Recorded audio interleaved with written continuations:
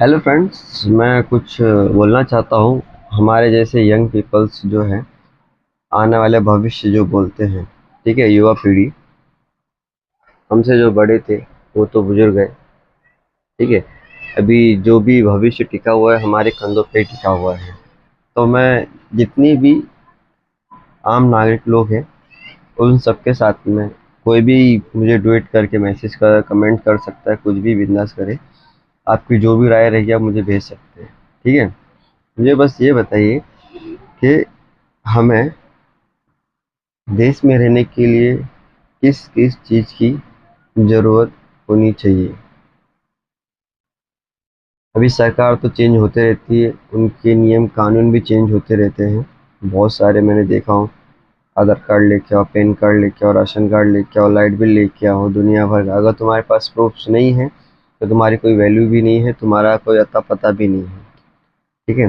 ये सरकार के नियम हैं। बट अगर ये सब चीज़ें इतनी ही इम्पोर्टेंट होती तो फिर हमें जन्म से ही मिला होता। हमें कहीं पे अधिकारी में जाके वो सब चीज़ें बनवानी नहीं पड़ती, उसकी ज़रूरत भी नहीं पड़ती, ठीक है। युवा पीढ़ी से मेरा यही क्वेश्चन है कि हमें ये सब डॉक्यूमेंट्स बनाते क्यों हैं, इसका बेनिफिट्स क्या है। बहुत सारे लोग बोलेंगे कि भाई ये सब तो गवर्नमेंट की स्कीम्स के लिए है, ताकि हमें कुछ लाभ मिल सके, ठीक है। लाभ किसको मिलेगा? जो पढ़े लिखे लोग हैं, जिनको उस चीज़ की नॉलेज है, उन्हीं को लोग को मिलेगा। एग्जाम्पल ले लेते हैं, जैसे कि मैं एजुकेशन पढ़ा ही नहीं, 5वीं 10वीं तक मैंने स्टडी किया, उसके बाद मैंने पढ़ाई छोड़ दी एजुकेशन। 10वीं के बाद में मुझे तो वो सब चीज़ के बारे में पता ही नहीं रहेगा। तो जो लाभ निकाला है सरकार ने वो गरीब लोग के लिए निकाला है, और जब गरीब इंसान पढ़ा लिखा हुआ ही नहीं है तो उसको लाभ कैसे मिलेगा? वो तो पढ़े लिखे लोगों के लिए हो गया ना।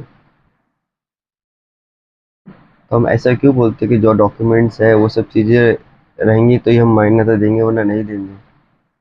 आजकल मैं सबसे ज़्यादा देख रहा हूँ जो ज़मीन के रेट कैसे हाई बढ़ते जा रहे हैं।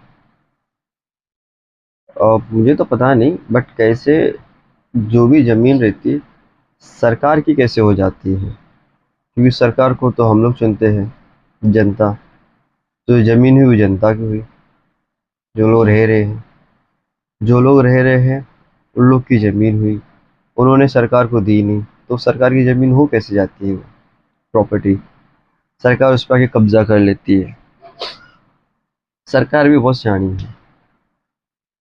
जब तक उसका काम नहीं होता जनता के पास आते हैं, भीख मांगते हैं, ऐसे जनता का काम हो जाता